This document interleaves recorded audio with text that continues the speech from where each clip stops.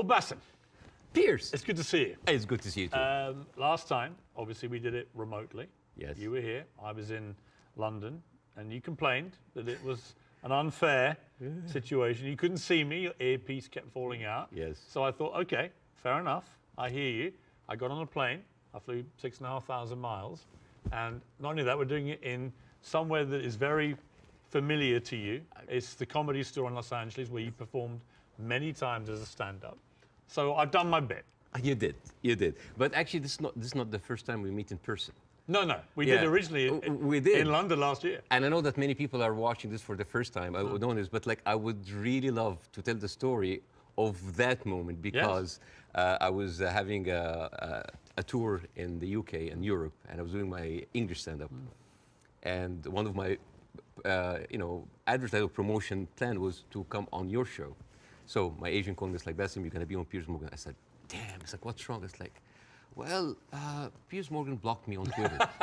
I did. And he said, like, what did you do? I said, well, during January 6th, the insurrection, you tweeted something about it. And I was so angry at what's happening. And I remember you having you and Donald Trump in a picture. And I said the guy who had Donald Trump with him, whatever. and then I used like very harsh words. And of course, you blocked me. So and then I said, like, does he know? I don't know. Does he know? I don't know. Does he know? I don't know. So I walked into the studio, and the moment I was like being seated and they're preparing before we go on air, and you said, oh, hi, Bاسm. It seems that you have more followers than me, but it seems that I blocked you. Why? And I told you, and then we said the story on air. And it was funny because I made the joke. I was like, you have always been standing against cancel culture, and you just canceled me on Twitter. But we agreed that this is not canceling because this is your own space and you're free. But now you're unblocked me, and we're here. We're here. And it was, and actually we agreed about January the 6th, by the way, just for the record. I was, don't know about you, maybe you weren't surprised. I was completely staggered by the response globally to our interview several weeks ago. Were you taken aback by the scale of it? Yes, of course, but I understand why. For many years, the media covering the Middle East has been showing a certain point of view. I'm not going to say bias, but I would say it did not allow certain voices, voices from the other side to be heard. And that is why you see the frustration.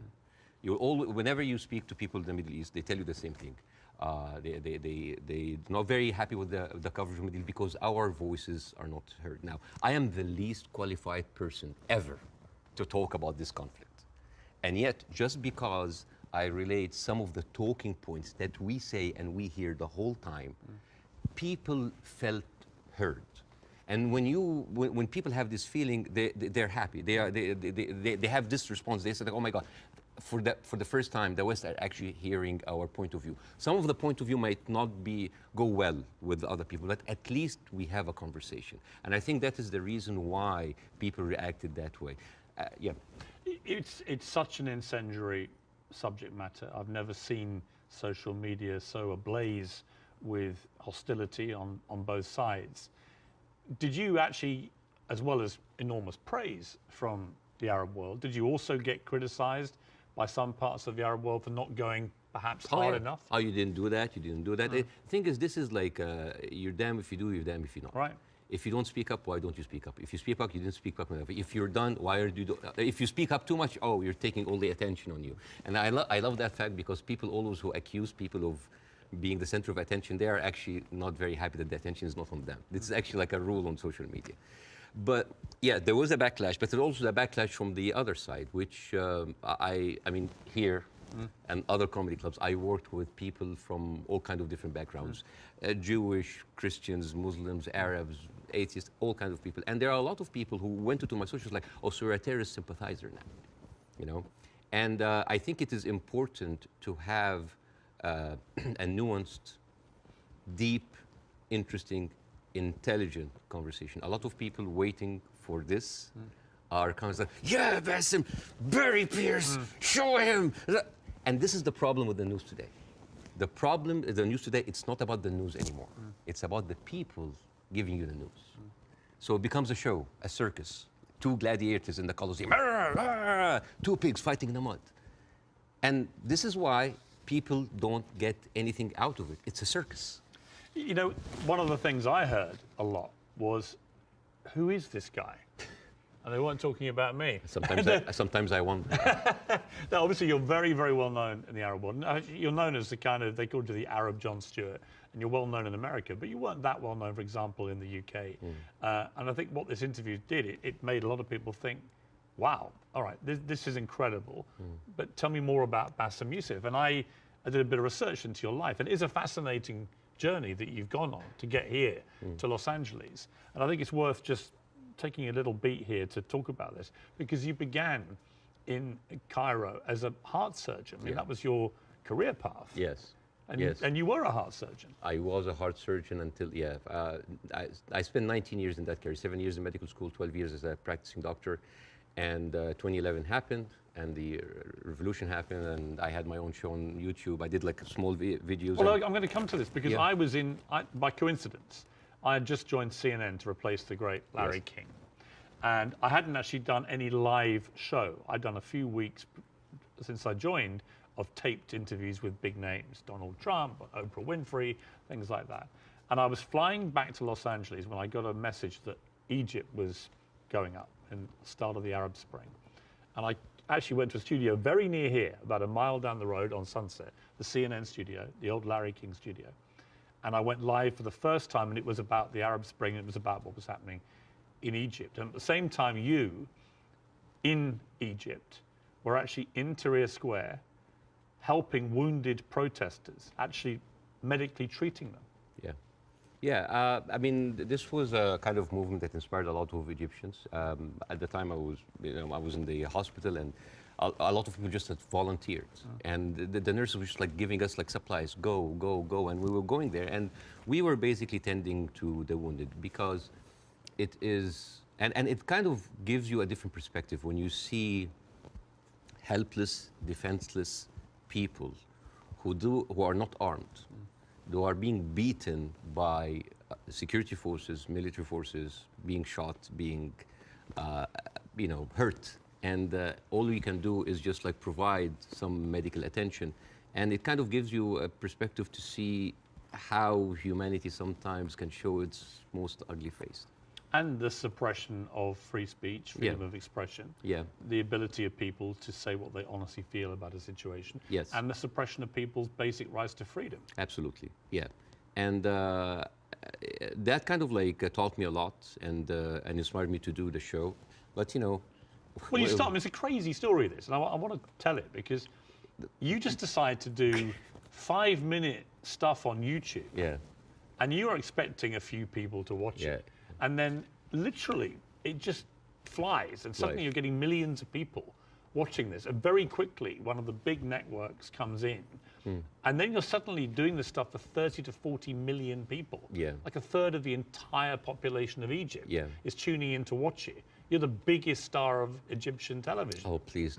You were. Don't stop. But I mean, what an extraordinary thing, though, for a heart surgeon to go from helping protesters medically in Tahrir Square, the start of the Arab Spring, to within a year, you're the biggest star on Egyptian television. It's a crazy thing. It doesn't sound as glamorous as this.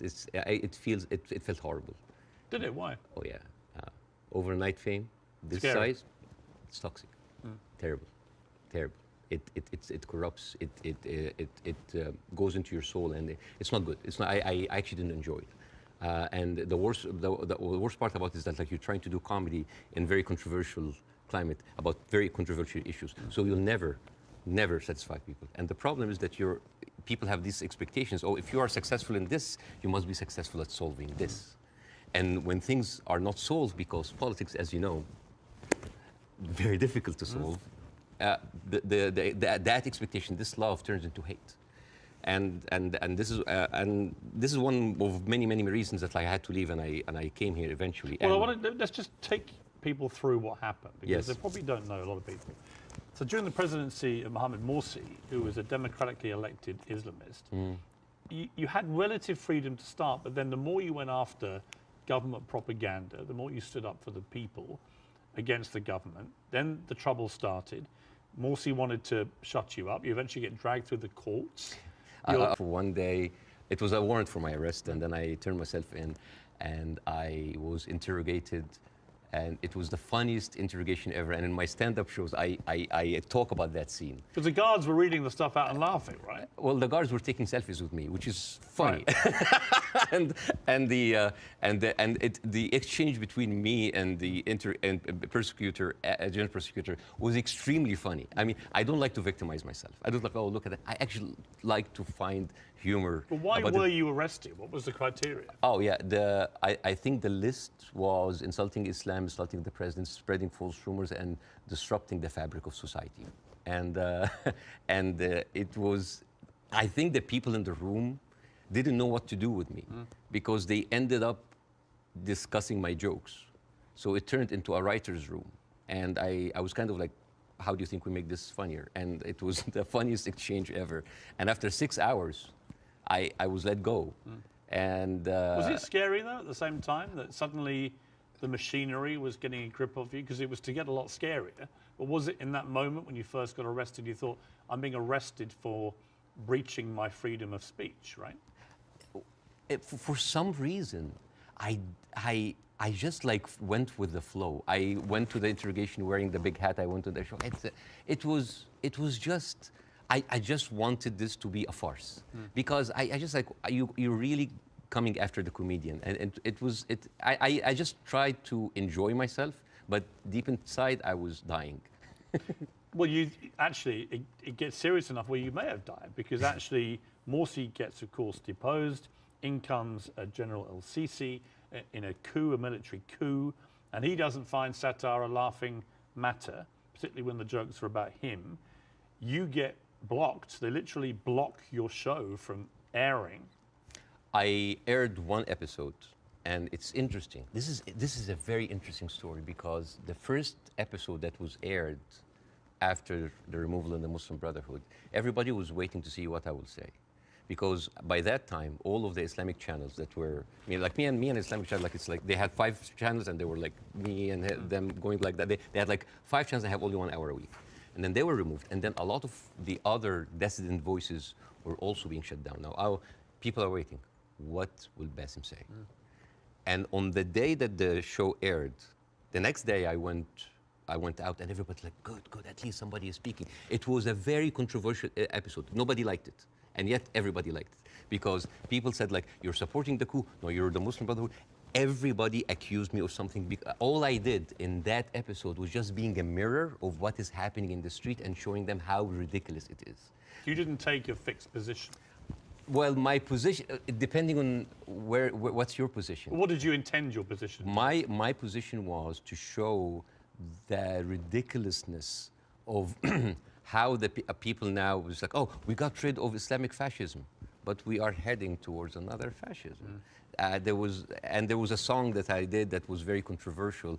People, and it's very funny. The pro-Muslim Brotherhood thought that this is a disrespect to the people who died, and on the other side, the people said that this is a disrespect to the army. And when you manage to offend everybody, you know you're right. Yes. And then the people in the middle, it's like, oh, you weren't tough enough. And I was told, it's like, why didn't you go after? The ceiling of freedom just went down, and I was just like, it is very difficult to go against an authority that was very popular at the time.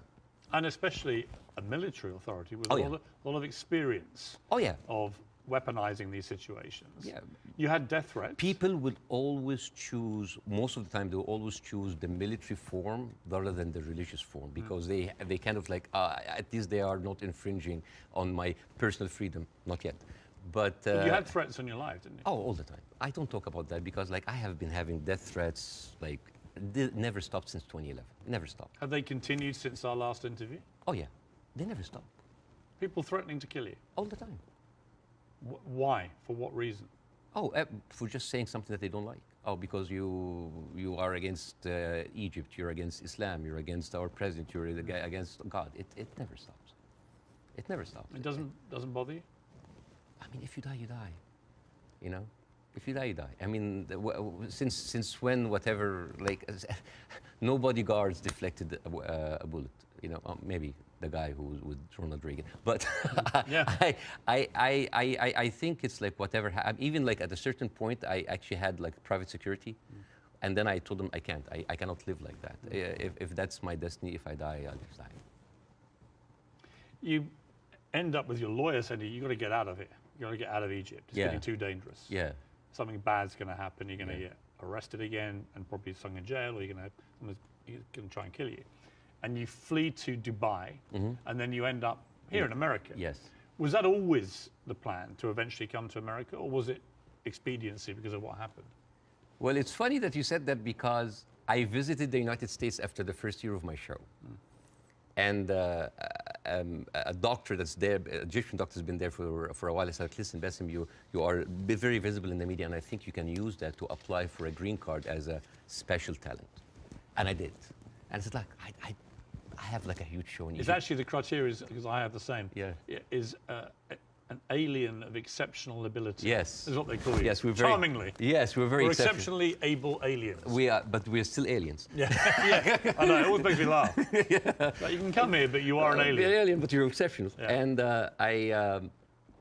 I just applied for it, and I got it. I got the time 100. That helped bolster my application. I said, maybe I'm not going to use it. And then when that happens, ooh, the green card came handy. So a lot of people think that I'm here on asylum. I'm not. It was just a strike of luck. You now do stand-up, and you've done it for 5 years, and fascinatingly, you do some of it for an Arab audience. You have a whole show in Arabic and an English-speaking version. Yes. And they're probably very different, right? Totally because different. Different sensibilities, different humor, different crowds, different expectation. Yes. Well, when the Arab audience come to my show, they expect that's going to be another version of my show that I did in Egypt. And I said, no, it's my personal story. And that when the Arabs come to my English shows, like they think it's like an English version of the shows. Like, no, it's a different story. Even then, this weekend, right before I met you, because of our interview, I sold out Arizona. Really? Yes.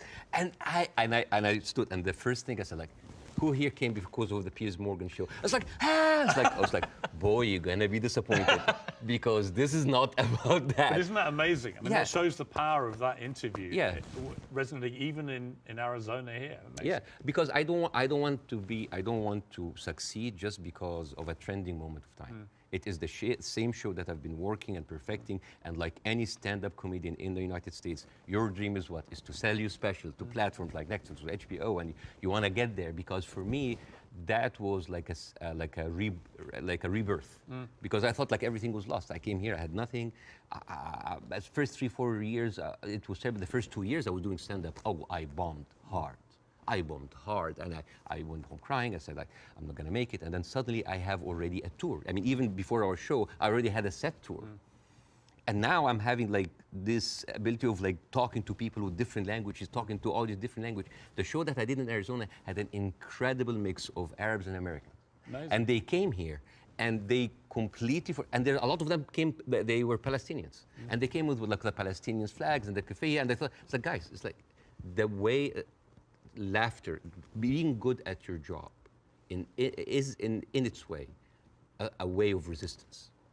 Because when you laugh, when you show people that, hey, we have Arab people here, and they are, by the Arabs and Palestinians population in Arizona, one of the most established population in the United States. Arabs in the United States in general, they are like professionals, doctors, engineers, professors. Even the Uber drivers, they are probably were like an engineer or someone very established there, but he had to have like a step down in order to come here and survive. So, I mean, we hardly come find like illegal aliens here or people like came in that were not qualified. So, and this is the problem this is why the reason people were very happy of our interview, because because part of the hate on both sides is that we see the news from a different perspective, and people here see the news from another perspective, and everybody's like, why are those people reacting like this? Because they don't see what the other person sees. And I hope in that interview that we can bridge that gap. Yes. Before we end, can I yes. show? Okay, so this is a gift from me and my wife. This is olive oil from the West Bank. Ah? whenever I go to Jordan a lot, but my wife also like, ask for the oil from the West Bank. It's very good. It is the best oil ever. And the thing is, the olive trees, they survive up to 600 years. And they are passed from one generation to the other. And it is like a family heritage. And the way that you do it, so this is za'atar. Za'atar is basically thyme, and you add to it sesame and a bunch of herbs. And the way that you eat that, you take like a piece of bread. We don't have to do it now, maybe at the end of the interview. Yeah, we'll do it, yeah. And you soak it a little bit in the oil, and then you take the za'atar. And I'll demonstrate here. Chuk, chuk, chuk. And then here. I love it. Well, I love Arabic food. So at the end of the interview, you're leaving with this oil. So I it's will yours. take that. It shows that. Well, thank you. And it's very kind of your wife. Thank you. Thank you very much for me. Well, I'm the one who bought it, but it's okay. Obviously, you started the last interview with, I mean, I would argue savagely dark humour involving your wife. How you've been trying to kill her, and she was using your kids as human shields and stuff. And I'll be honest with you. And I'm still trying to. But you know what? When I failed, you know what I did? I went out to the house and I just like randomly slapped other neighbors. So, you know, it's interesting. by mistake. Now, this time I'm ready for you, okay? This time I'm ready for the humour. Oh, you're ready, okay. No, but it's interesting because last time I was very taken aback. And I remember thinking, as you were doing this right off the top, I remember feeling very uncomfortable, unusually uncomfortable, and thinking I didn't know how to react to that. I didn't know whether I was supposed to laugh or be silent, and I sort of ended up sort of slightly grimacing, half laugh and listening. And then I realized it was very powerful what you were doing. It was satirical, but it was savagely satirical and extremely effective. And that's why I think the interview did so well. But I'm not going to pretend that I found it easy to listen to it or to react to it, because I didn't. You know why? Because all I did was just take the talking points that's been in the media, not just for after October 7th, all through the conflict. It's always like, we need to kill it. All right. You need to kill 5? No, kill 10. You need to kill some? No, kill all. This is what satire does. It take reality, flip it on its head, exaggerate it, and then you can see how sometimes very uncomfortable and even sometimes stupid that sounds. Because I was just reacting to whatever the media is telling me. It's like, oh yeah, okay, let's do it. There's no pushback. So suddenly, the person who's proposing the most extreme measures is like, oh, we'll take it, oh no, that's too much. So that was like a very simple technique. I just took the talking point and just exaggerated it. It was devastatingly effective, I think. Yeah. First, before we go any further, how is your wife's family? Because she is half Palestinian. Yeah. Are they okay? They're good. They're good. They are safe for now. Yeah. As like the last week, there was no internet, as you have. Yes. You know, I saw you tweet at the IDF. It's like, how can they know? You know how many views that tweet's had? Nearly 40 million. Yeah. Me just saying, how are they going to see this message if you've cut the internet off? Yeah. I'm wondering if the IDF's like, why aren't the Palestinians liking my tweet? Because they don't see it. Right. No, but I thought that was a perfectly correct assessment of it. Yeah. But the reaction to that tweet I did was enormous, as everything is in this thing. And I had a lot of people say, finally, Piers, you get it, right? Finally, you get it. And I wanted to say, listen, I'm trying to reach a place where I get this, but it's an incredibly complicated issue for someone who is not Arabic or Jewish to poke their head into. And I've had to cover it as a journalist for a long, long time. I think I said to you before that I was editor of the Daily Mirror in England when we opposed the Iraq War, for example. So, you know, I have taken stands on this thing. On this one, I find, and I'm going to be completely straight with you, I discussed this with Jordan Peterson this week, and he did a pretty incendiary tweet in which he said, give them hell, Netanyahu, enough is enough. And he was actually very self-reflective about that in the interview we did this week, where he later issued a 20-minute video, because he said sometimes a one-line tweet can be unnecessarily inflammatory to people. Much better to take time to explain it. Here's where I've got to with this conflict now. I viewed what happened on October the 7th as an absolutely appalling atrocity, a terror attack of unimaginable horror. And I absolutely think that Israel has a right to defend itself from the people who committed it, Hamas.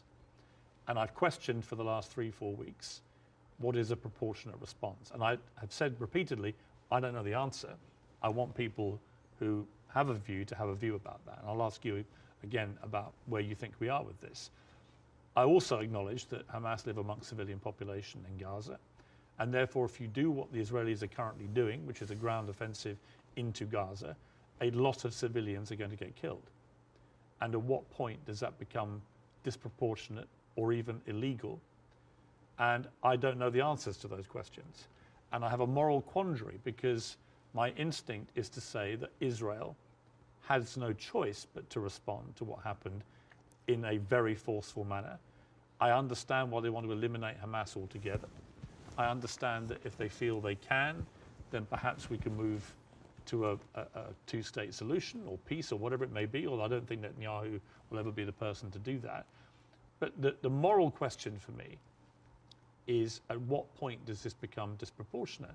And when you see thousands of children being killed in Gaza, it fills me with utter horror. And then people say, well, do you condemn it? And I find it very easy to condemn Israel turning off the water, Israel turning off the power. I think it's ridiculous that Israel should have that power over millions of people who are not part of their country. I think it's terrible what's happening in the West Bank with the settlers. I think that the stuff there is completely easy to condemn. But can I, hand on heart, condemn Israel trying to destroy Hamas after what they did on October the 7th? That is where I'm struggling to find myself saying I condemn it, because I believe that they are right to try and destroy Hamas. Now, what do you feel about my moral quandary? Well, there's a lot of points, very lot, and I think this will kind of like lay the ground rules for that interview. There is a whole thing about like, is the right to defend itself, the condemnation. First of all, let's start with condemnation. Yes. You want my opinion? Yes. Condemning Hamas or condemning Israel? Yes. Completely useless. Completely useless. Why? I condemn Hamas, you condemn Israel, interview is over. What happened? Nothing. It is just checkpoint, like morality checkpoints. But I've interviewed a lot of pro-Palestinians, for example, some of whom will immediately say, I unreservedly condemn the terror attacks of October the 7th, and then go on to criticize Israel. And I think that's it's a position I can completely respect. Yeah. But I find it much harder to respect a pro-Palestinian guest on my show if they simply resolutely refuse to say that they can condemn the terror attacks. Yes. I find that less worthy of respect. But you see, this is the problem with the news. We go into the circular motion of the same answer. One thing that I have noticed, not just on the coverage of these events, the events before and before and before, every time this starts, people say, we don't know what's happening. It's a very complicated situation. Right. What is happening now? And for me, as a viewer, if a conflict that's been there for 75 years and the media with all this technology has been covering it and we hear the same exact words, we don't know what's happening. It's complicated. It's a very complex. That is a failure of the media apparatus. That is the failure to themselves and for the audience, because why every time this happens, it seems like it is happening from point zero. And I think to help understand that, I will get to the October 7th. I will get to the condemnation. I will get to the self-defense. But I think maybe we can do, we have like all the time in the world, and we can discuss, this interview could be a bookmark, landmark for maybe looking at that conflict in a deeper way that nobody had gone there before. We had the views, we have people waiting. Yes. You know, as I said, I'm the least qualified to discuss that, but it's an opportunity to use it. I'm not massively well qualified myself. Yeah, both of us. Like, I'm look at us. I'm an Irish Catholic. I mean, right? look at us. Yeah, two privileged people. One white, one white wannabe, discussing the most complex conflict of our history. But I want to start in a totally different area. I want to start with anti-Semitism. Yes. I think it's an important issue. Yes. I think there is a rise of anti-Semitism in the world, and I think there is. This is very dangerous. And I, as a Muslim, who has been through events where there were terrorist attacks somewhere, and that reflects to us, on us. I can completely feel that. Since what happened, I had text messages from the Jewish friends. Are you okay? Are wife's family okay? And I was texting them. Are you okay? And I think it is very important to agree on the language, because the word anti-Semite has been used and abused, and most of the time not for the good interest of the Jewish people. Because the first 2 days of the coverage, I watched the news, and there was a lot of protest that was led by Jewish Voice for Peace, and they were led by people who opposed the Israeli attack on the civilians. And I remember quite well, many of the Republican representatives in Congress came out and they were calling these the global intifada, the global jihad. I love it when they say jihad. They sound like a horse. Jihad. It's very funny. Or they say, like, these are, and I quote, Iranian-backed jihadists. And I said, wait a minute, but most of those people are Jewish. Those people who took over the Capitol, the same people who took over Central Station in New York, which is known as the biggest civil disobedience event in America in the last 2 decades, they were all Jewish. And then I find Nikki Haley saying anti-Zionism equals anti-Semitism. And then I remember, it's like, oh, Jewish people in America are saddled by the fact that they are not citizens of America or citizens of the world, but they are citizens of Israel, and they have to back Israel in whatever they do. And these are not my words, these are the words of Jon Stewart. He went down and he said it's very, very important to divide these two.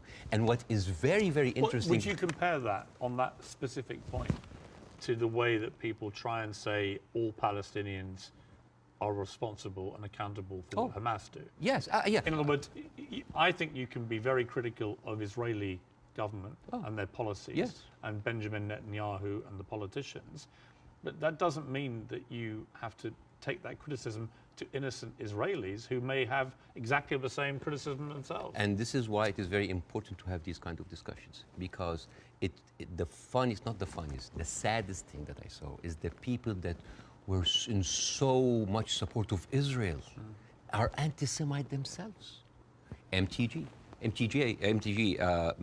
Marjorie Taylor Greene, you know, she said, like, oh, I send my aides, and they took pictures of the protesters. Basically, she's surveilling protesters. And Marjorie Taylor Greene is very known for a very famous post in 2018 where she blamed the California fires on a Jewish space laser gun. Do you remember that? Do you remember that? I was just like, oh, they were burned because Jewish investors, Rothschild and Finstein, anything that ends with Stein, because that's, of course, sounds Jewish, they put a satellite and shooting laser beams to... It's possible. And not just her. You have Steve Skoulas, thank you so much. He is now the Speaker of the House, and he has been invited before for an organization that was funded by David Duke, the founder of the KKK.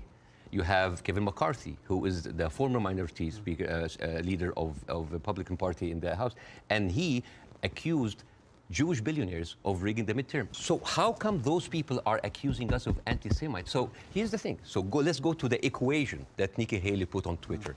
Anti-Zionism equals anti-Semitism. No, it is true. People who hate Jews, they're also anti-Zionists. It is true. And you could be someone who hates Zionists, who don't like Zionism, and you are Semite. You could even be Jewish. And guess what? You could be a Zionist, like those people, supporting Israel, and at the same time you hate the Jews, because the chant, Jews will not replace us, these echoed in Charlottesville. It did not echo in Gaza. I mean, in Gaza they say worse stuff in between the bombing, on their downtime. And these are the same people who are seen with Nick Fuentes, with Stephen Bannon. And you know what's most interesting? Trump had him for dinner at Mar-a-Lago. And all of those people are buddies with Benjamin Netanyahu. So how does this work? How does this work? And you know the people who speak against this, like Jon Stewart, like Bernie Sanders, like Naomi Klein, what do they call these people? What do they call them? Self-hating Jews. And you know what else now they call them? They call them capos. Capos. You know what's capos? Capos, basically these were the Jewish inmate in Auschwitz that were forced by the Nazis to stand as guards on their own inmates. You see how degrading this is. And this is the way to shut down conversation. Anti-Semite, Islamophobe, you hate America, you hate the military, you hate Egypt, war on Christmas. This is how you shut an environment that does not allow disagreement is not an environment made for growth. It's an environment made for control. Let me ask you this. Say, take the student protests in America, at universities. I have no problem instinctively with students protesting. It's actually part of the DNA of being a student, right? But I do have a problem with two things. One, the protests that happened almost immediately after October the 7th, within hours, which were clearly, deeply, deliberately inflammatory and hurtful to Jewish people. Secondly, I have a real problem with the students who were beaming direct pro-Hamas slogans onto buildings on campuses in America. You know, I'm all for free speech, and I really am. The whole show is predicated on that. But not to the point where you see Jewish students barricaded into libraries because a mob is descending on them. There is a distinction to me between people who are obviously overtly, I mean, there was a professor at Cornell University who was literally seen in public shouting how exhilarated he felt by the attacks of October the 7th. He still hasn't been fired, that guy. I think that crosses a line. Do you?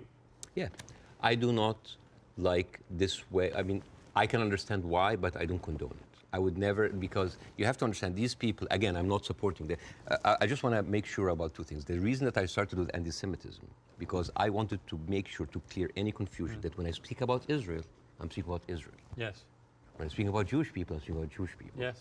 When I speak with my Zionists, I'm speaking with my Zionists. It was very, because I think it was very powerful that you did that. Yeah, I have to be careful. That's the first thing you did, because I think it's really important. Yeah, but at the same time, when I tell you why does that happen, it doesn't mean that I condone it. There's a difference between explanation and justification. Those people who are exhilarated, the way that they, this is the same reason why people were so happy about the interview. What do they see? They see Israel as a criminal state who is killing their people, and in the same time, they are supported by the international community and America. They have no guns, they have no superpower backing them. All they have is just feeling of happiness, like, yes, our enemies that we cannot touch them has been hurt. All they can think about, that these are their enemies that have been hurt, right? I'm not condoning this, but again, like when people were celebrating terrorist attacks, you know, against Western targets. Of course, I don't condone that. But why? Because those people has been, from a very young age, what have they seen? They're not being heard by the media. The plight and the suffering of their brothers in Israel, in Palestine, in the Arab world are not being heard. People in Iraq, you know, like when America and Britain invaded Iraq, right? What the Arabs saw? It's like two superpowers are coming in on just regular people. So whenever there was like a bomb or like an attack on American troops, people would celebrate. Yeah, they're our enemies. Emotions are very inflammatory, and it is not right. But those people had nothing else. All they can is just like shout. All they say is like to rejoice. It is not right. Again, I'm explaining why is this happening, because it's like, yeah, if I cannot get you, I'm just gonna scratch your eyes. I'm gonna scratch your eyes because you've been beating me all the time, and you have the whole international community backing you up, and all I can do is scream. Is it right? No. But it is understandable. Again, it's not the right thing. But no, it's not like understandable. It's like, oh, no. But again, it is an explanation. Now, hate. And again, this is another way why this has been magnified in the media so much. What does the Western audience see? They see people rejoicing for the death of innocent civilians in Israel. This is what have the Arabs seen for years on the Arab world. For example, if you look up Sidrot cinema, this is in 2014 when Israel was bombing Gaza as usual, and the Israelis in the Sidrot, the kibbutz or the settlement, they went on a hill and they had popcorn and they had drinks and they were like watching the show and they were cheering with every rocket coming down. This is what we see. Western people didn't see that. Well, somebody found a tweet actually of mine from 2014 in which I said, at what point does what Israel is currently doing to the Palestinian people become terrorism? And because I've always said, you know, I've spoken about this a lot over the years, and I've always tried to be extremely fair-minded, albeit nobody really wants you to be fair-minded. They want you to take a side. But that was clear that my thinking back then was that they were absolutely overstepping the mark. Absolutely. But I'm, again, to the point of rejoicing. No, I know what you mean. Yeah, but like if you, for example, Google the wedding of hate. This is like a Jewish wedding in Israel where they were celebrating the arsons and the burning of Palestinians. But to be clear, I've seen lots of videos. No, but like, I'm not talking to you, Piers. No, I know. I'm talking to the Western audience because I want to see, like, I want to say, like, this is what they see. I mean, for example, there is a very famous video for Samuel Abu Za'anin, who is like a young kid that he was shot point blank by an Israeli soldier, and he was not allowed to have any medical attention. And as his dead body was being put into the ambulance, the Jewish settlers were cheering. So for an Arab audience, this is what we see every day. So when they see, oh, we heard them back, we heard their people like they heard back, it is not right. But this is what hate does. It escalates, it feeds each other. Radicalism feeds it. It is terrible, and it is just like a vicious circle. So I would like to do something that is very interesting tonight. I want, when I invited Jon Stewart to my show, as much of like a reception that if you see on the YouTube, people just like, we had to cut the 5-minute standing ovation for broadcast. People were on their feet for 5 minutes. They could not believe it. I remember Jon Stewart telling me I could never imagine that a Jewish guy from New Jersey would have that kind of reception in Cairo. And yet, on the internet, people who would, what? You brought a Jew on your show? Why you are with a Jew? Yes, hate is there. Yes. So, and the thing is, like, why we do not see each other, people in the Middle East, people in the West, that we do not put ourselves in each other's shoes. And I want to do something very interesting today. I want to give, I like telling stories. And I'm going to tell you a very nice story. Tell away. This is the story, surprise, surprise, of the suffering and the plight of the Jewish people. And I want to say that because it is very interesting when you see the trauma and the suffering that the people on the other side went through, you might understand why they're coming so. So this is, see this? This is a map of all of the history of the expulsion of the Jews in Europe. They've been like, I have never seen a minority being kicked around this much, right? And of course, this comes back to the, you know, the whole idea about the original sin, that you have betrayed Jesus Christ. The blood of Jesus is on your hands. And then comes the 11th century. At that time, Jewish people were not allowed to own land. They were just peasants. Even some of the professions they were not even allowed to participate in. But they were allowed to do one thing, usury, money lending, because it was prohibited by the Catholic Church to engage into that. So what happens when you work in money? You get richer, right? And those Jews lived in ghettos. Now, ghettos was not just like isolated neighborhoods in cities. Sometimes ghettos were outside the city. This is like how isolated they were. And in those ghettos, they have to pay gold to the mayor or the governor or the prince or the noble. So they would see, you're getting richer. I need more taxes. So they pay tax. What happens when you have a business and they increase your rent? You increase your service, increase the taxes. So what happened? The Christians started to default. And suddenly, the image of the greedy Jew was created. Shylock, merchant of Venice. If it will feed nothing else, it will feed my revenge. You know, like never did I see a creature like, you know, I can't remember that. Never did I saw like a creature that looked like a man so keen and greedy. Confound of a man.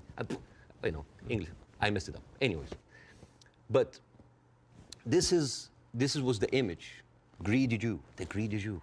This was created because of their conditions, and it became worse in 1095, when Pope Urban II called for the first crusade to go and save the birth of Jesus from the unbelievers Muslim. And you know, this crusade did not kill a single Muslim. You know how many people they killed? 2,000 Jews. Because it's like, wait, the non-believers are all over there. Why? So they went to it's called the Crusades of the Rhineland. So they went to the Jewish community because, hey, we own the money, so let's kill them better than paying them. And then came the plague. And then all of the things like, oh, they're killing babies, who would do that to a baby, you know? And they accused them of poisoning the well. This was the kind of oppression that the Jewish people went through. Fast forward 19th century, there was like the Eastern Jew in Ukraine and Russia, and there was the Western Jews in Europe. Those people in the Eastern Jews had to immigrate because there were pogroms and they were like, you know, kicked out. And at a certain point, the people in the West, especially in England, it's like, there are too many Jews.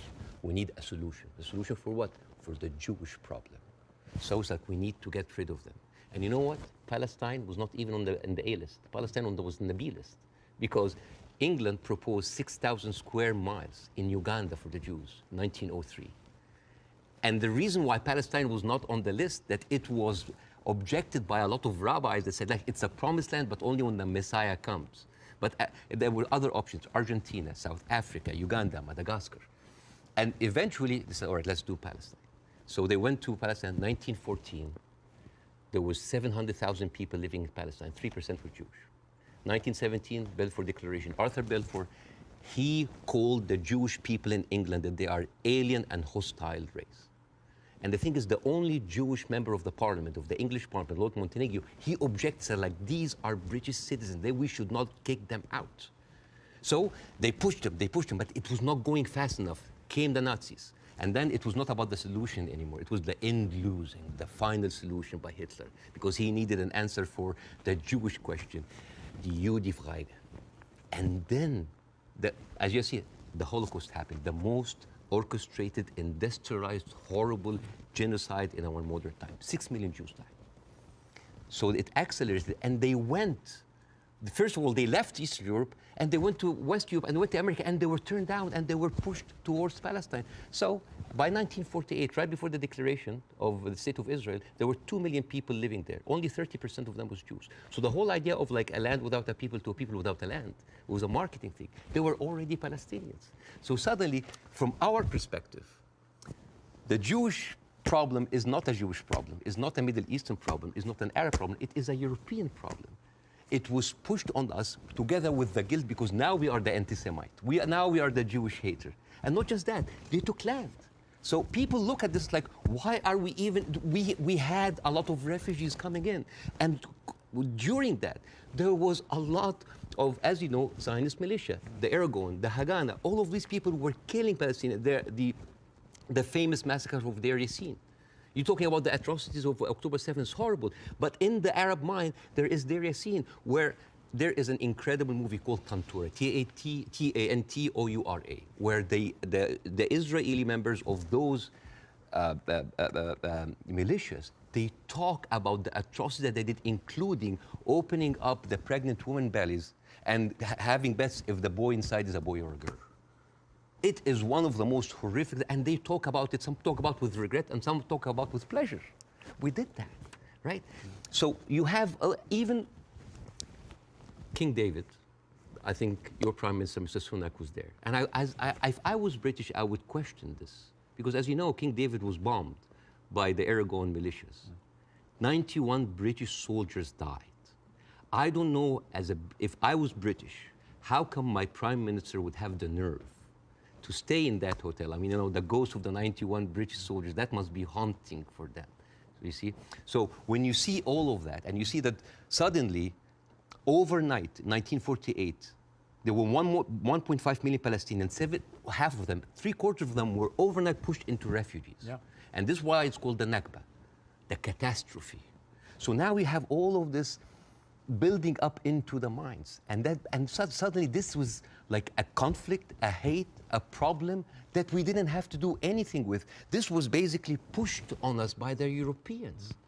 You see? So this is why it is important to say that. And I'm not saying that just like, oh, let's wipe out the State of Israel, let's like push them in the sea. No, but it's important when you talk about the conflict, that you talk about the root causes, right? No, there was like a vibrant Palestinian culture happening over there. And right now, they are erasing this culture. Suddenly, I'm thinking of like Israeli feta cheese, Israeli hummus. Oh, that's an insult. Israeli hummus, come on. I mean, take the land, but leave the hummus, man. I mean, come on. I mean, that's not fair. You are someone who's always spoken against culture, cancel culture. Right now, a whole culture is cancelled. Let me ask you this. Jonathan Friedland is a top Jewish journalist for the Guardian newspaper. He wrote a very interesting column last week in which he said, at the root of all this, you could argue you have two sets of people with just cause, and they believe passionately in their just cause. And he was sort of advising people not to take sides unless you really understand the history. Would you agree with that? Would you agree that both sides have legitimate just cause? Not with the methodology that's, you've given an extremely detailed analysis of the build-up to what happened in 48. To me, it's pretty clear 700, 800,000 Palestinians were displaced from their homes, and it should never have happened. And that has been absolutely, I think, the root cause for so much resentment.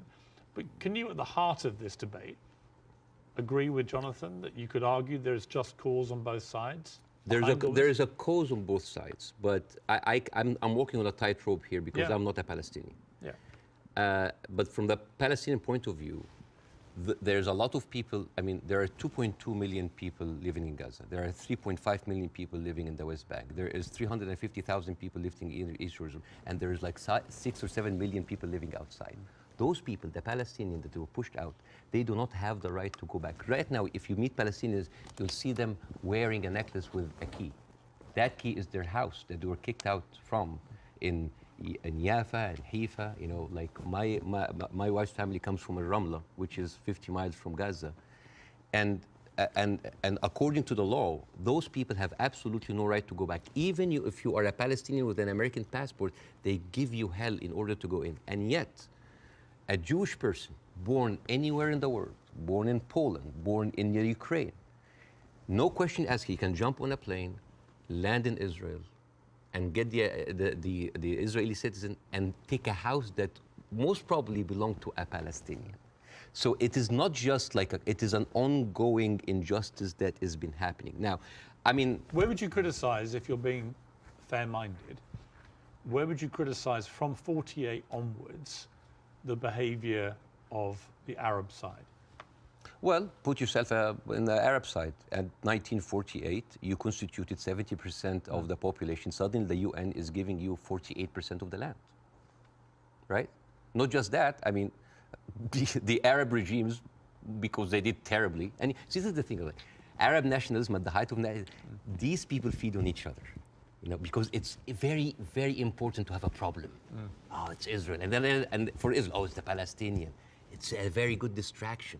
I mean, sometimes I feel that like the Palestinian cause is very useful for both sides to stay there as attention because it's always a way to reflect. But, and this is a very important question because in the mind of the Western audience, they always thought of the Palestinian resistance or the Palestinian side as like Islamic, as militant. No. As a matter of fact, some of the early suicide bombers were female Christian Palestinians because they, like the RIA, you know, they were fighting for a land. The whole idea of Islamization of the whole cause came very later. As a matter of fact, you will find this very interesting because when I saw this, I did not believe it. This, you know, the Fatah movement, which is the PLO, the Fatah. This was their slogan. Can you see? You see there's a crescent, a cross, and a menorah. And they say unitary, democratic, non-sectarian. So basically in the 1960s, Fatah were basically marijuana-smoking tree-hugger hippies. And yet that didn't work, right? And the thing is, I always hear that like Arabs were giving so many chances for peace. That is not true. As a matter of fact, all along history, Israel didn't give an inch of land by peace. 1973 war, they gave back Sinai because Egypt like initiated the war. 2006, they went out of south of Lebanon because of the resistance they have. Even the disengagement of Gaza, they didn't do it out of the goodness of their heart because they had too much casualties. And even the Oslo Accords, the peace treaty, the one that Isaac Rabin and got the Nobel Prize for, they did it because of the Intifada. So what is the message that Israel is giving to the Arabs? I will never give you anything with peaceful resolution. You will always have to fight for it. Do you not think that, for example, I mean, Bill Clinton feels this very strongly, that there was a great deal to be done, and Arafat, just in the end, having indicated the whole time that if we got to this place, there would be a deal, just walked away. That was the closest that everybody came. And but actually, I mean, could Clinton have done any more than he tried to do then? I am not, again, that's why it's very important to have people who are much more qualified than me to talk about this. But two things I can say about that. Number one, the whole thing about the Oslo Accord, there was a video for Netanyahu who was talking to the settlement offer in 2001, and he was bragging about sabotaging. He was talking to us like, I sabotage. It's like there was going to be no peace. Yeah, you've seen that, right? Yeah. And in that video, if you remember, when he was saying like you have to hit them hard, 2001, no Hamas at the time. They were talking about the Palestinian Authority. We have to hit them, we have to kill them, we have to make them feel the pain. And then one of them says like Bibi, but wouldn't America kind of just like, so what? The American public is easily manipulated. 80% are with us. It is absurd.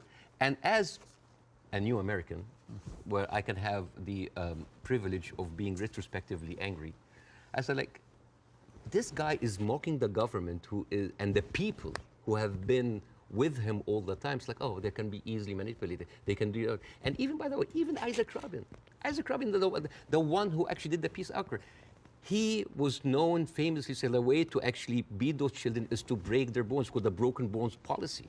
They will like get those kids and break their bones on the pavement. So this has, the whole idea about like Israel wanted peace and Arabs only wanted to fight is a very, very bad representation. I actually think as it's gone on, the genuine will on both sides for peace has not existed. No. I think it's been a deceit to the world. No, I'm sorry. And to the relative groups of people on both sides. The official... And actually a betrayal of them. The official stand of the Palestinian Authority, and again, I cannot speak, I mean, it is very difficult to do this.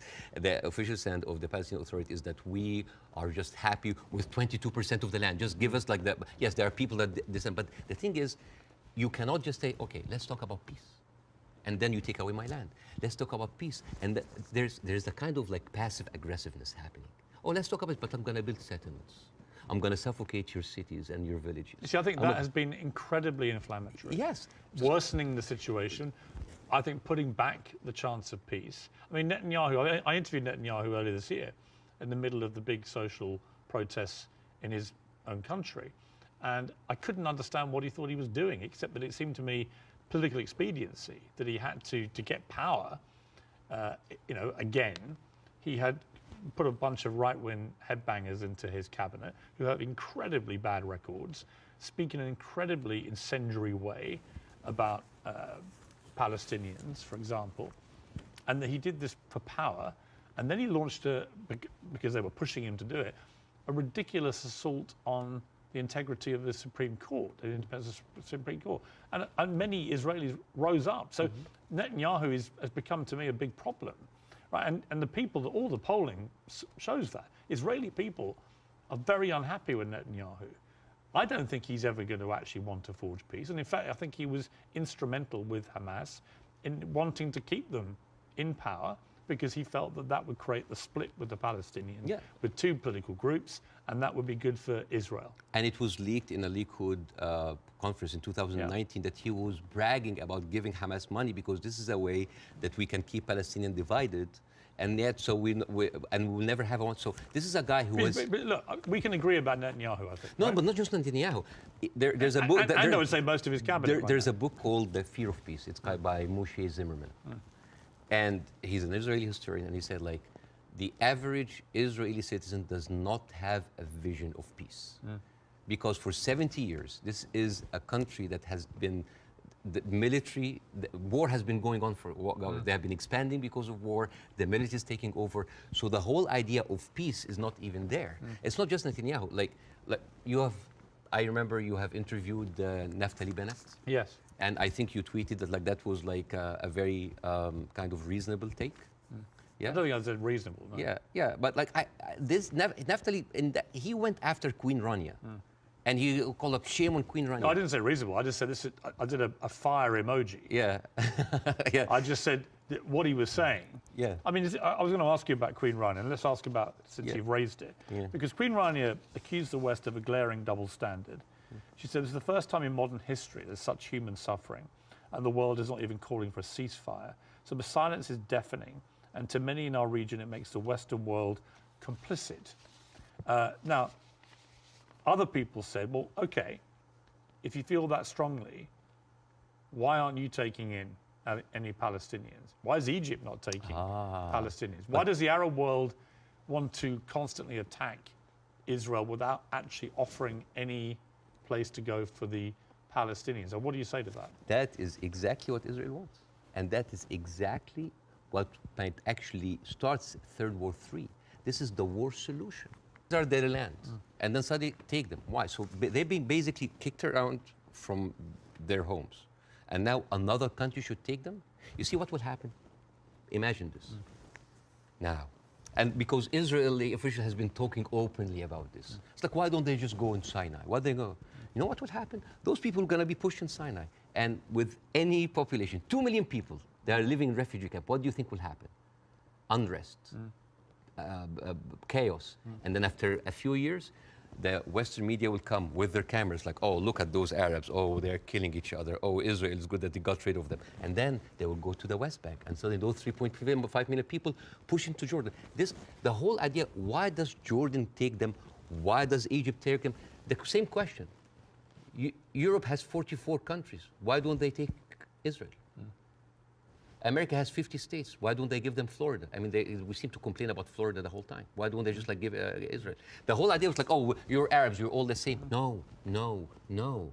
Because what will happen then? So Israel will move into Jordan? It's like, oh, Saudi, why don't you take the Jordanian?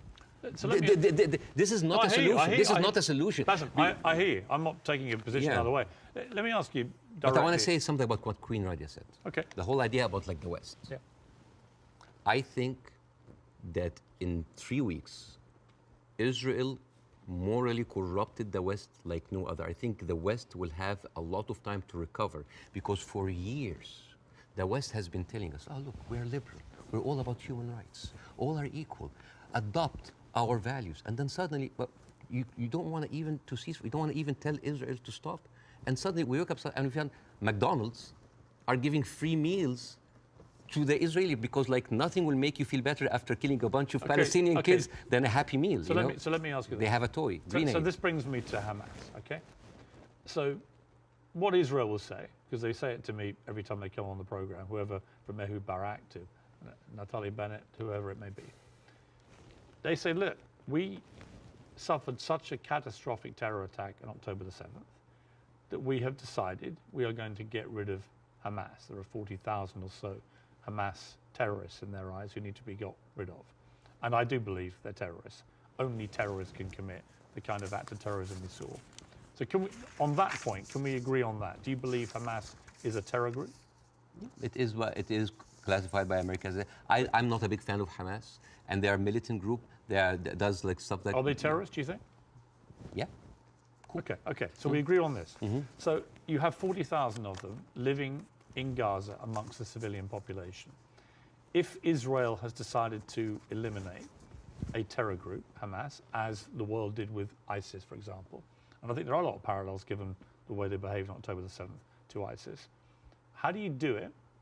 How do you do it if you don't do it the way Israel is currently trying to do it? Exactly not the way that Israel does it, because if you have one of the most advanced military powers in the world, and it takes you 3 weeks, 9,000 Palestinian civilian death, 21,000 injured.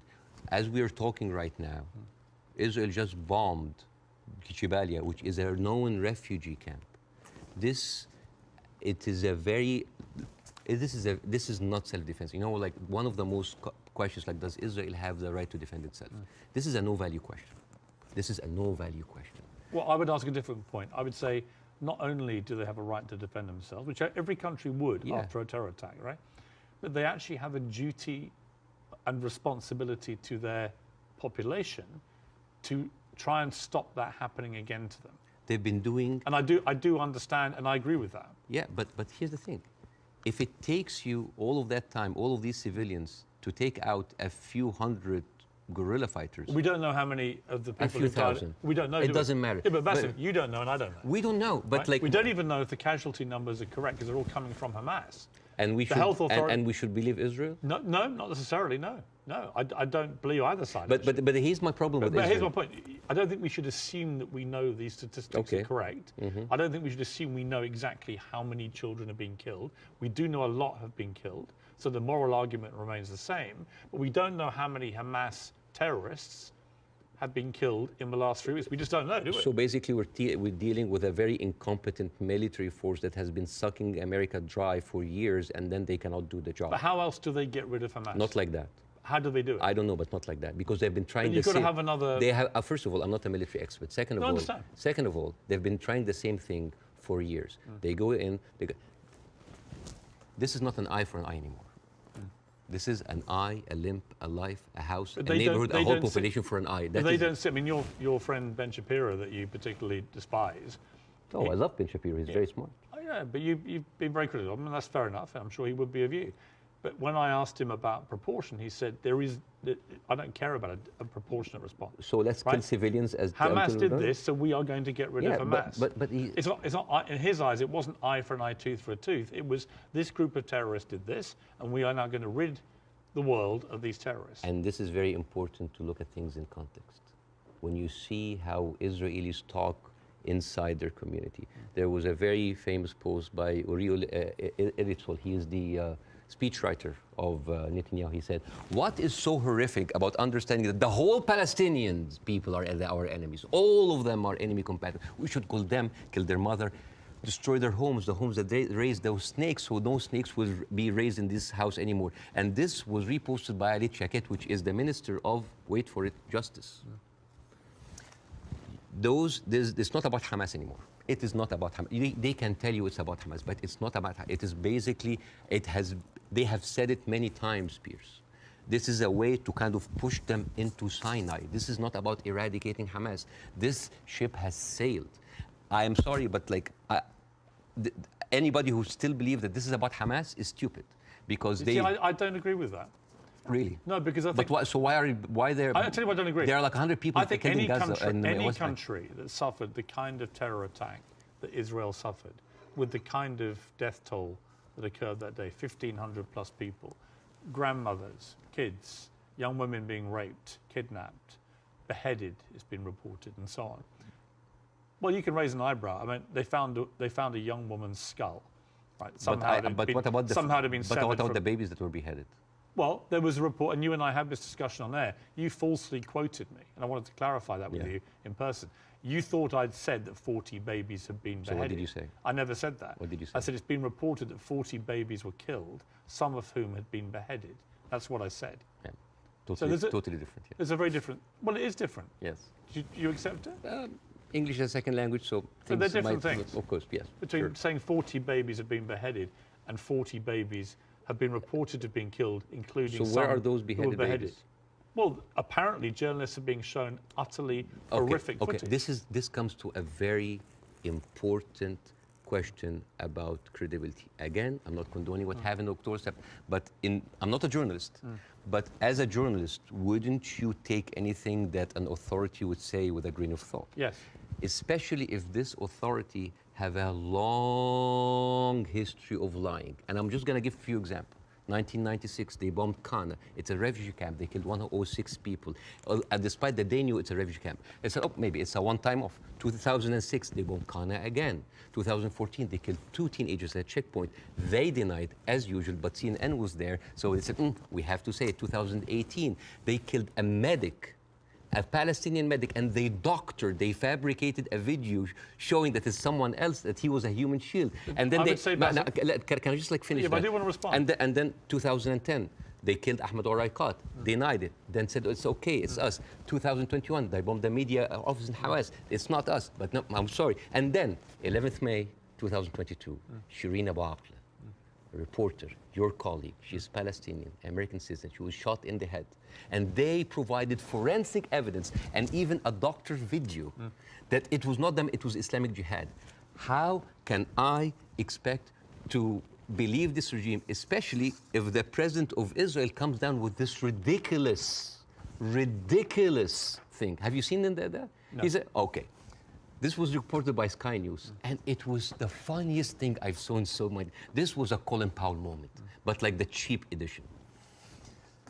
Mr. Herzog said, like Isaac Herzog, it's like, we have found evidence on one of the terrorists, a manual to create chemical bombs. And then he showed this, and he showed, and this is, so I just want to say, why would a foot soldier go into enemy with like a manual to chemical bombing? It's like, is that BYOB, bring your own beer, bomb? It's crazy. And what he like have like local ingredients to make, and then this is like, this is a manual of Al-Qaeda, of course, convenient state in Qaeda. And let me read it to you in Arabic because this is funny. Which basically say,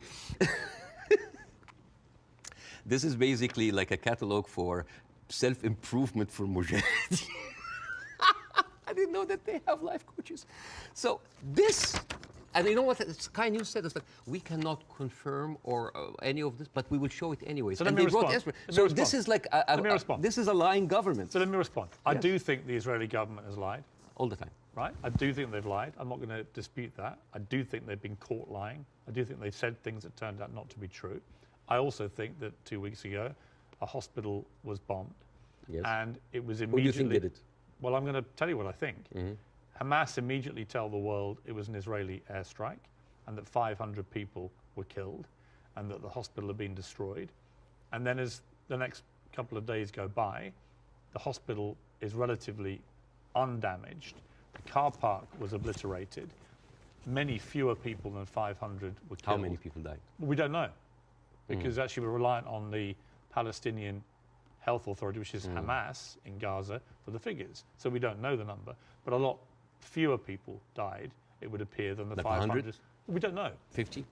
Either way, it's appalling, but it may not have been anywhere near as appalling as was first said by Hamas. But here's the point.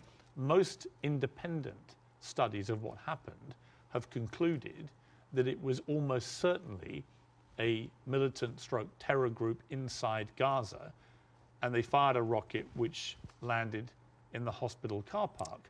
In other words, it wasn't an Israeli airstrike.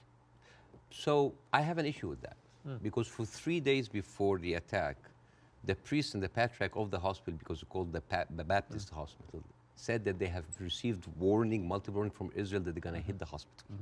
And then at the time of the hit of the hospital, one of the top aides of Netanyahu, he tweeted about like, we hit the hospital, and then he deleted it, and then basically like Israel gaslighted the world. But It was not us.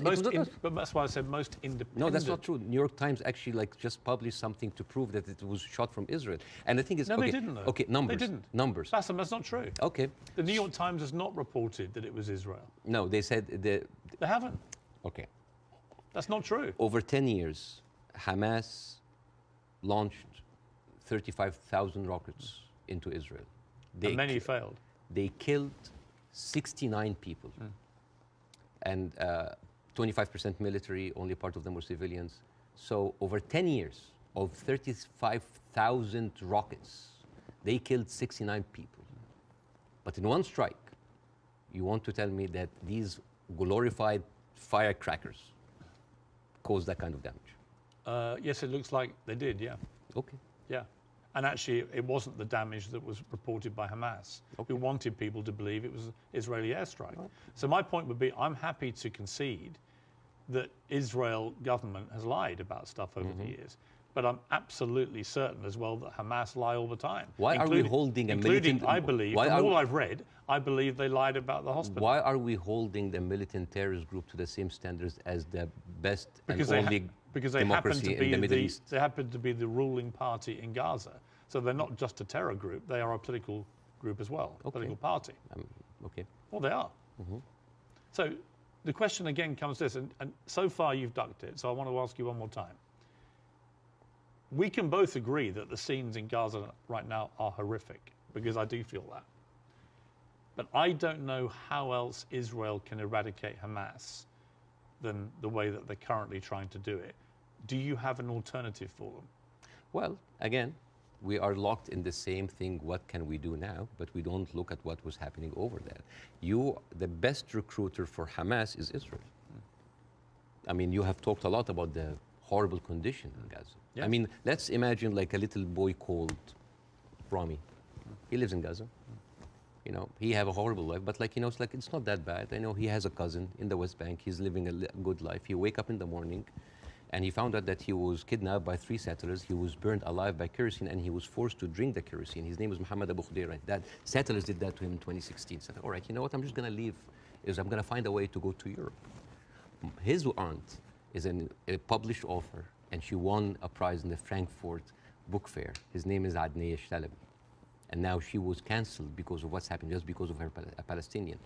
His other aunt in America, his name Bahia Amawi, she is a speech therapist. And this is close to my heart because of my son.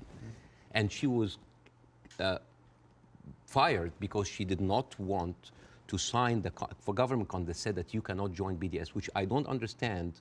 Why do people choosing to protest peacefully by not buying goods from a certain country? Why would the United States make that its own issue? So, and this guy, this Rami is being approached by like, oh, join Hamas, join us, let's go kill Israel. No, I don't want to kill. I'm going to live in Gaza. It's a life. But 97% of water is not good for human consumption. Half of the population are anemic. Even the is not being treated, and it goes into the shores of Israel. It's like, oh, those Palestinians. It's horrible. Yeah. So, and then he wakes up in the morning. He doesn't think about killing Jews the first thing in the morning. He thinks about being there at 5 o'clock at the first 50 people in the line for bread, because if he doesn't, he will miss the food for his family. And he goes back, and he finds a message saying that we are going to bomb your house. He comes back, he loses his whole family. Now, tell me, what is a proportionate response for that? I don't know. I don't know. You cannot create terrorism and then you... I don't know. They have created this. I don't know is the answer. But Bassam, let me ask you this. Hamas will have known when they perpetrated what they did on October the 7th, what the scale of response was likely to be. How does that help the Palestinian people? I don't know. That they are supposed to serve? I don't know. The wheels are already set in motion. But it doesn't, does it? I do not, you know, this is the thing. I feel sometimes that Hamas is with us in the room, that we are bringing Hamas. Who has the power in this equation? Who has the 4th largest and strongest military power? The whole idea about Israel, it's like, oh my God, the Arabs are going to destroy us. Look at the map. Hamas, well, hang on, hang on. Hamas's stated goal is the eradication of Israel and the Jewish people. Yes. They make no pretense about it. They've made no attempt, unlike the Nazis who try to cover up their crimes. Absolutely. They've made no attempt to try and deny what they brazenly boasted about it. Yes. They are proud of what they did. Right? And they will have known, again, the scale of what they did on October the 7th would have prompted this kind of response, which would have led to thousands of innocent Palestinians getting killed. And my question for you... I wish the 7th of October never happened. Right, but every time something happens. You say, well, Hamas is everywhere. Well, yeah, actually all roads, all roads on this particular part of the crisis, and I accept it's been going on for 75 years, this conflict, but all roads in this crisis lead to Hamas and what they did. And not necessarily. Because yes. all roads goes to the condition that created Hamas. If the Jewish people were expelled from Europe and went to Argentina or South Africa and Uganda and went in and took the land, you would have Hamas in all of these places. You and I can agree that the conditions Palestinian people have had to endure in Gaza for a very long time are completely unacceptable.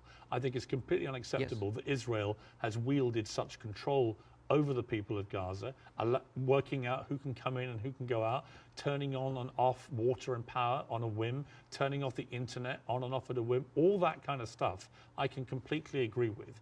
But given that I think we agree Hamas are a terror group... Okay, let's say... Let me finish my question.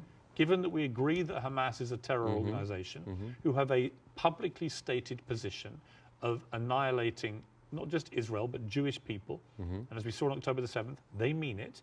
If you are Israel, what do you do to get rid of those people who have shown the world that's exactly what they will actually do if they get the chance? You know what I would do?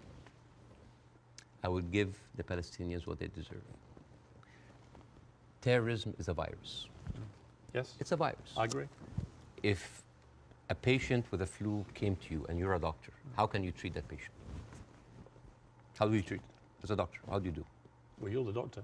You give them nutrition, fluids, and rest.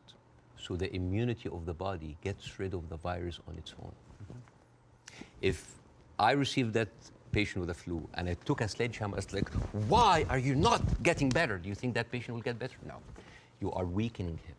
You are making him worse. Israel did not just like weaken the body of Palestinians, making them unable to get rid of hate and radicalism. They have openly bolstered about helping and giving money to the same terrorist organization. So, I agree.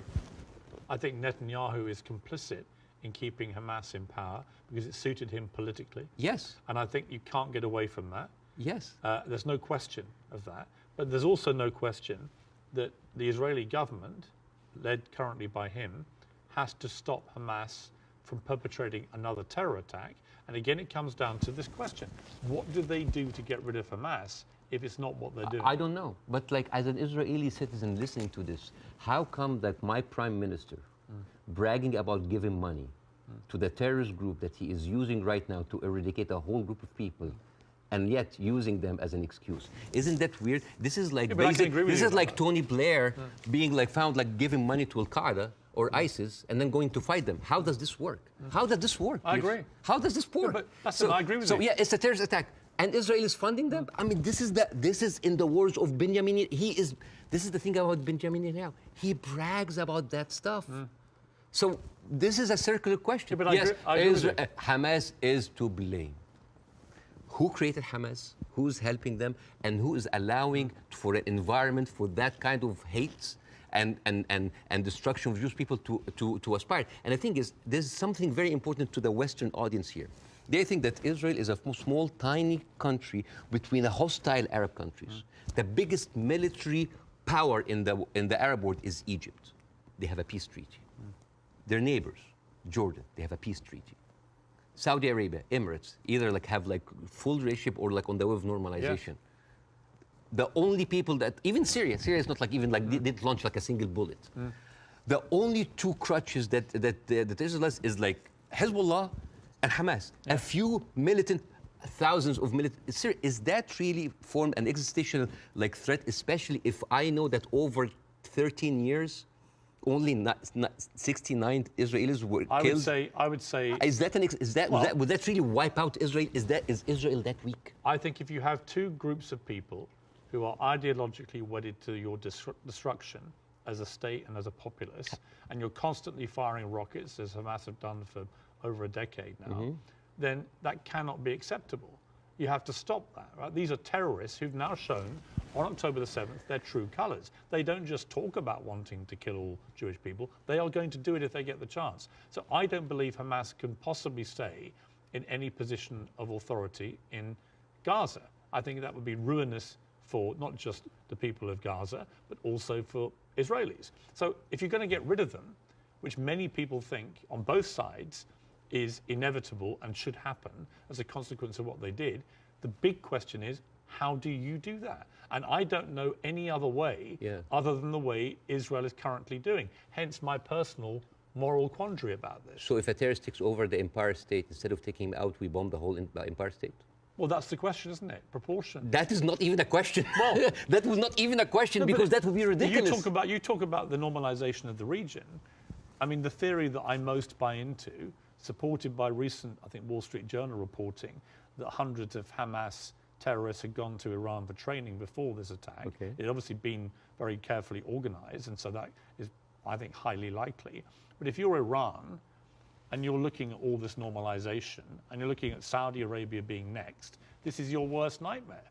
So a perfect time to commit an atrocity like this through your proxy of Hamas. Again, I'm not a political expert to know what is the background, but let me tell you. It's a likely theory. Is Hamas justified? Is all of the horrible conditions that Palestinians are living in, is that a justification for Hamas doing what they did in October 7th? Good.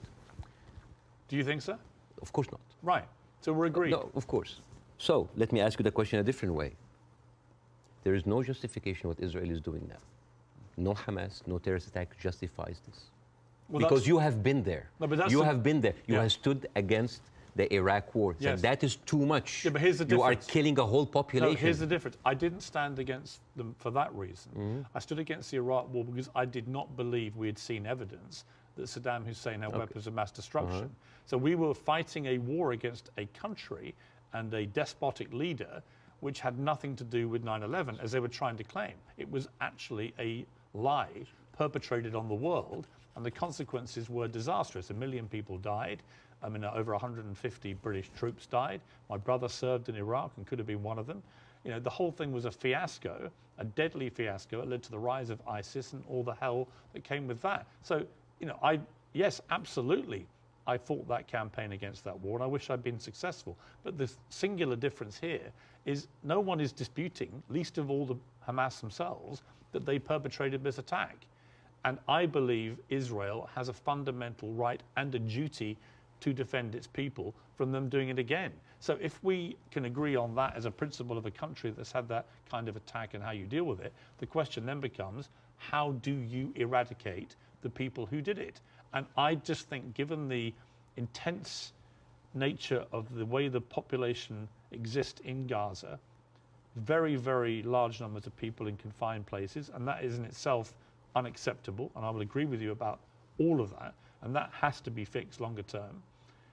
But actually, if Hamas are everywhere there amongst these people, I just don't see any alternative to what they're doing. And I'm very happy to consider one. But I don't think you have one either. So if the Iraqis were actually, there was evidence that they were behind 9/11, would that still be okay to kill a million Iraqis? We have a parallel, which is Afghanistan. And in fact, I would say, but that raises a different question. So was the Afghanistan war just? I believe it was, in a way that Iraq wasn't. I believe that Afghanistan was harboring terrorists, Al-Qaeda. We know that they were training there. We know the Taliban were there. And we went in, we launched this war. It goes on and on and on. Huge bloodshed on both sides. And in the end, after a ridiculous overnight pullout by America and President Biden, the Taliban are back in charge and waging the same kind of medieval rule they waged before all this. So you've got two things. Was it justified to strike back at Afghanistan for harboring Al-Qaeda? I would say yes. Did the means in the end justify the war? You could argue no, actually, because actually you ended up with the Taliban back in charge. So they're two different things. And it may well be here, by the way, as I've said, that if Israel pursues this ground invasion, it backfires horribly. It leads to a much wider conflict involving many other people, possibly including Iran directly. And it could be a horrendous escalation and a massive war raging through the whole region. And that is my fear about it. But I come back to the central point of justification, and I'm really struggling to see what else Israel is supposed to do to get rid of Hamas. And if you've got an alternative, let's hear it. I do. Piers, this is never about Hamas. Believe me, it is never about Hamas. If somebody tells you who they are, listen.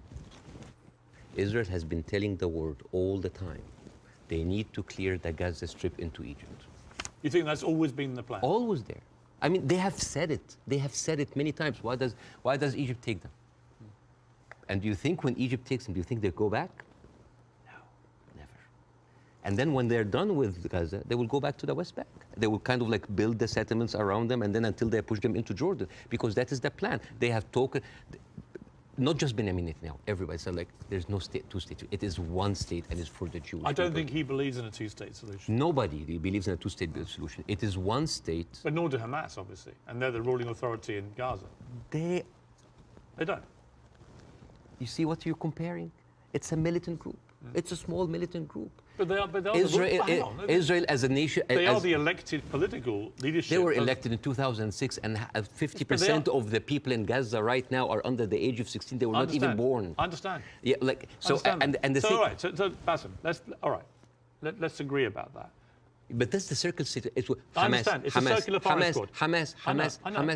I know. But okay, let's move forward. Oh yeah. Let's assume somehow we get to a place, possibly at the instigation of countries like Saudi Arabia and others getting directly involved, where you get to a place where Hamas are removed, and I don't quite see how that happens without enormous further bloodshed, but let's assume they get removed. Let's assume that Netanyahu is removed from office, which I think is highly likely just from the fury of his own people about what they see as the defensive and security failings, plus his attack on the Supreme Court already causing huge polarization. Let's assume we get new leadership in both places. Could there still be peace? Could there still be a two-state solution? No. It can never happen. No, because Israel have already shown it's not about Netanyahu. It is the policy of Israel not to give the Palestinians their seat. It has always been there. But what if you find leadership that understands? You will not. But why are you so... You will not. Why do you not think so? Because Israel has been, But they would say the same about the other side. And I remember... Who has the power? Let me give you a parallel. Obama in his book. Let me give you a parallel. Okay. Let me give you a parallel. Northern Ireland, okay? Northern Ireland appeared to be completely intractable, with the IRA and the loyalist paramilitaries trying to kill each other. In the IRA's case, trying to kill British people as well, because they did not want this to go the way that people wanted it to go.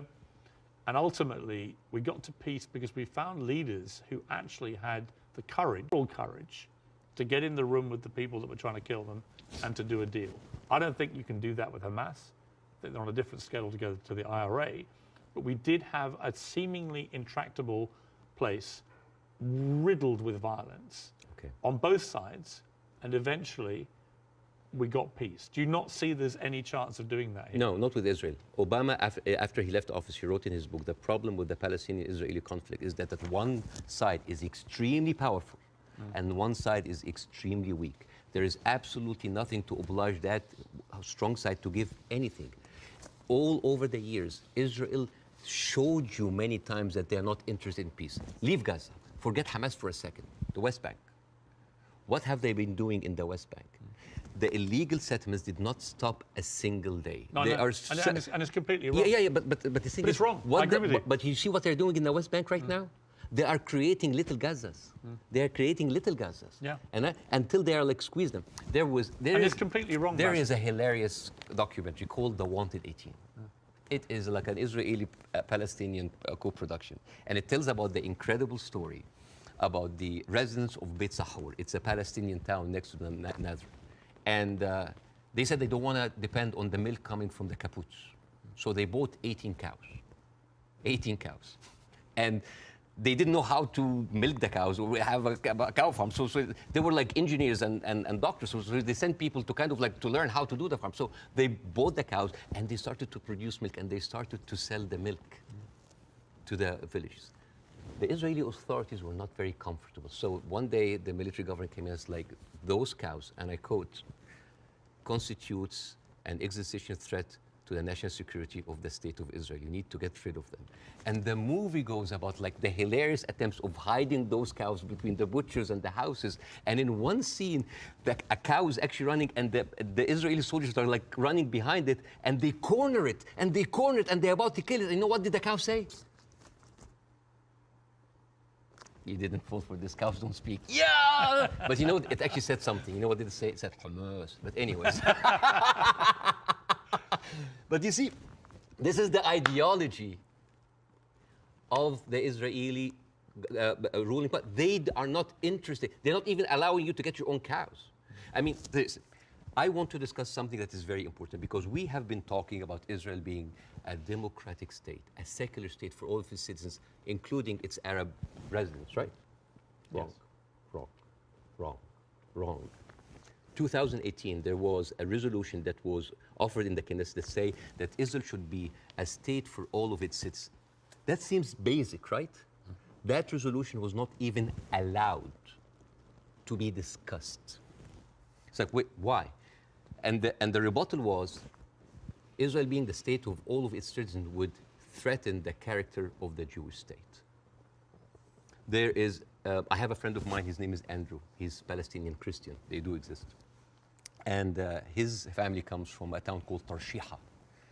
As many Palestinian towns, these would like, you know, had another Israeli town called Kafar Vradim. It is a left-leaning town. They voted against Netanyahu by 70%. And they announced an auction to sell houses.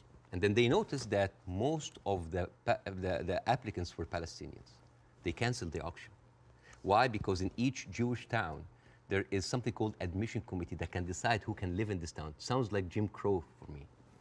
And then they canceled. And you know what they say in the reason? They say, Kafar Vradim welcomes all citizens of Israel despite their race, gender, or color.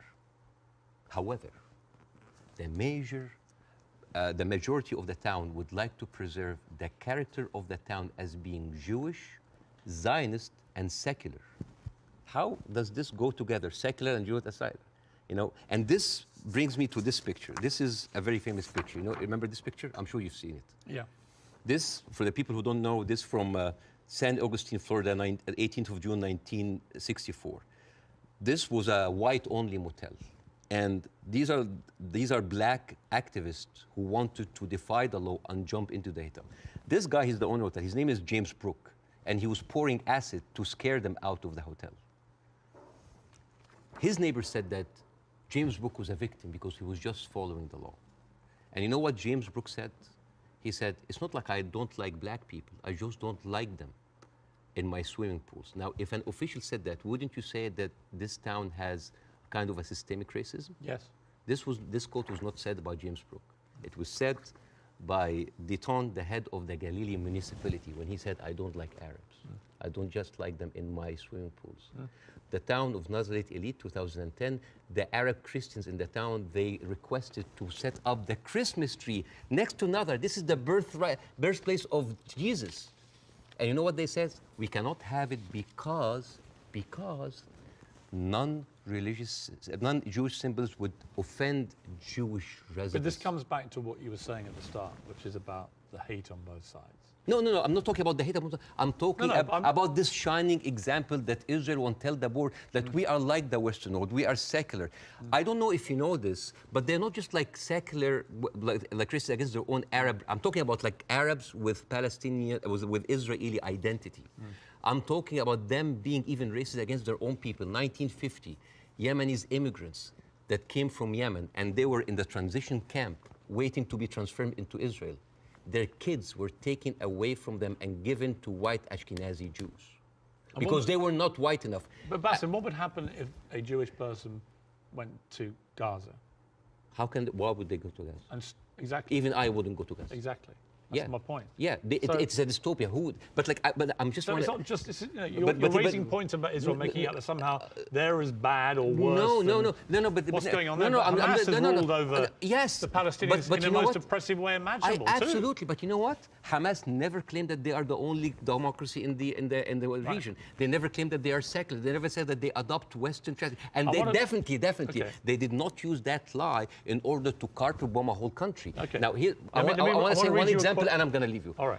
Israel, you think that Israel will like, by the way, the whole thing about the Yemeni children, you can find it in New York Times. It's called like the lost children of Israel, the forgotten. But even when Ethiopian people were immigrated to Israel, Ethiopian Jews, women then report, 2013, that's not like 50 years ago. They reported that they were given against their consent and without their knowledge contraceptive shots so they wouldn't reproduce because they are the wrong color.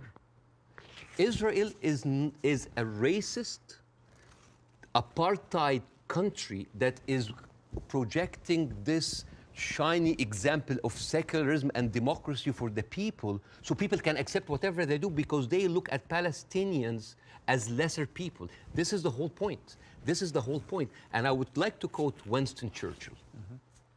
He had a quote that say, I don't believe that we have made a great wrong to the Red Indians of America or the black people of Australia because they were replaced by a higher race, a stronger race, a more world-wisely race. This is why Queen Rania is criticizing the West. This is why we here say, like, where are your values? Because this is the crux of the problem. It's not Hamas. It's not Palestine. It is people looking at us as lesser human beings. Bاسم, I don't dispute the characterization that a lot of the Israel administration look upon Palestinians as lesser people. Otherwise, they wouldn't. They even look at the Ethiopian Jews and Yemeni Jews like less. I wouldn't dispute that. I want to quote you to end this. No, why would you end this? Don't end this. We'll be talking for 2 hours. Why not? At some point, we're having an amazing time. We can do another interview. Well, this one goes big. I think this is a neat way to end it. He said, I actually believe there is a middle ground between everybody and they can meet. I direct my criticism for the extreme of each one of them. That was you, Bاسم Youssef. I agree with that. But I don't share your view there can never be peace in this region. I think there can't be with the current leadership structures in both countries or both places. But I definitely think you've got to be optimistic about peace. You just need to find people I that hope can so. forge it. I hope so. But the reason, listen, I refused to come on your show when your producer first called me for the first interview because I was scared. I was afraid. For me, that was a career suicide.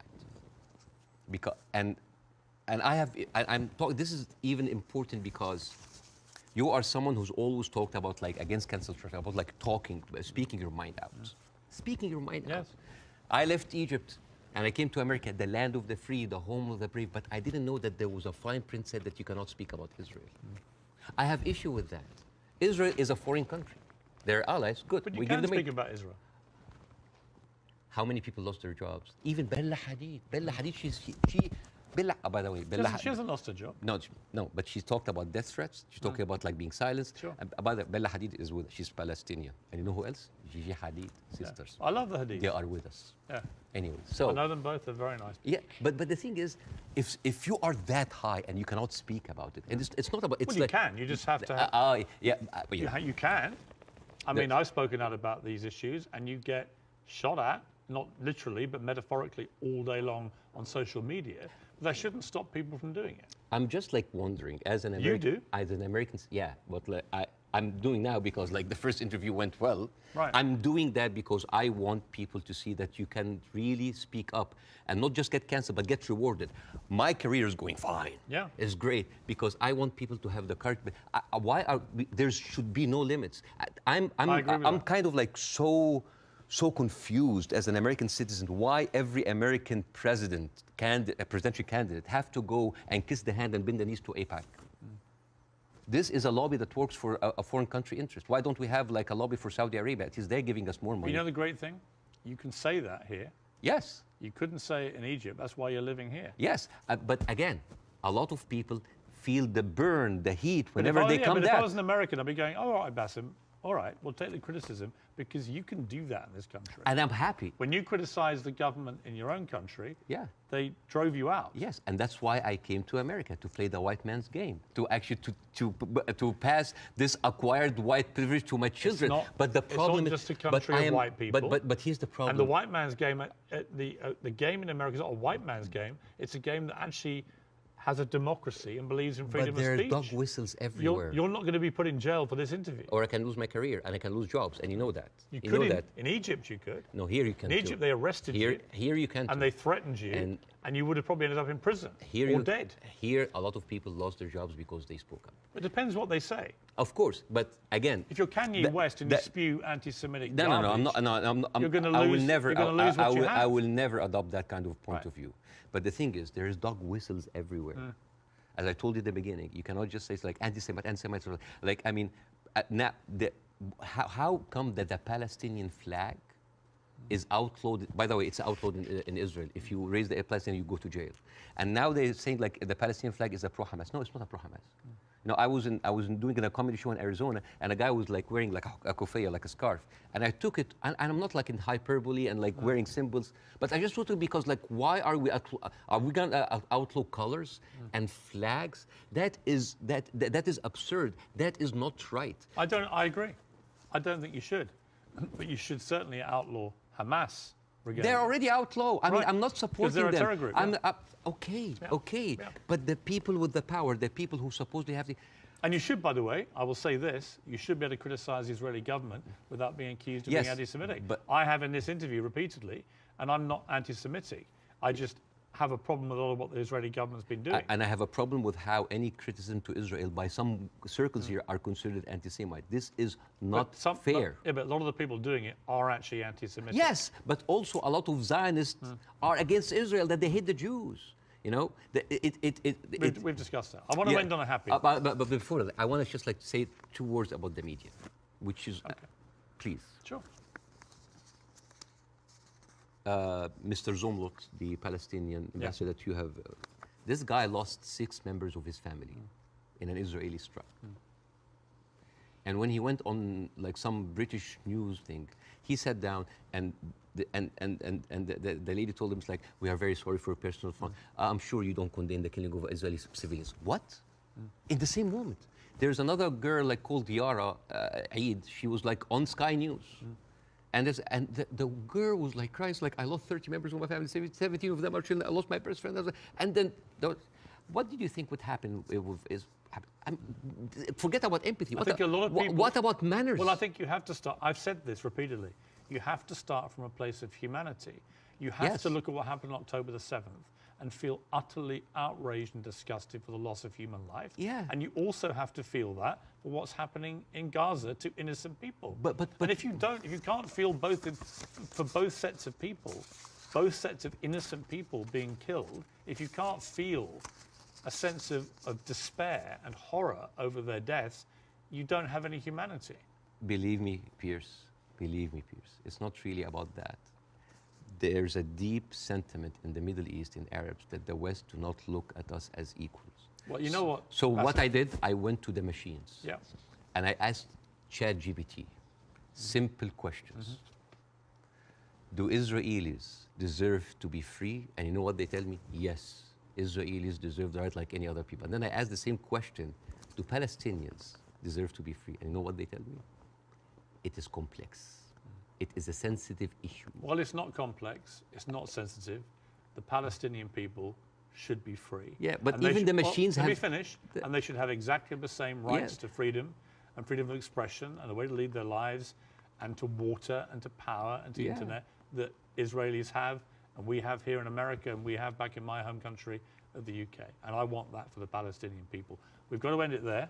Okay. Mainly because I've worked up a hell of a hunger in 2 hours of interview, and you have brought your wife's cooking.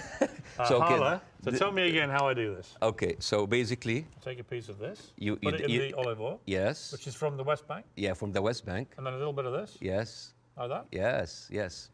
This is like amazing oil coming from the olive tree. This has come from the West Bank. Since 1967, Israel have actually uprooted 800,000 olive trees, just to... That is absolutely delicious. I know. Please thank your wife for me. Thank you. Wish her all the best and her family, particularly those who are obviously in Gaza. It's been great to see you. Thank you so much. In America. Let's do it again. Let's do it again. Let's keep talking. Yes. I honestly think the way through this is people keep talking. Yes. Good to see you. Thank you so much.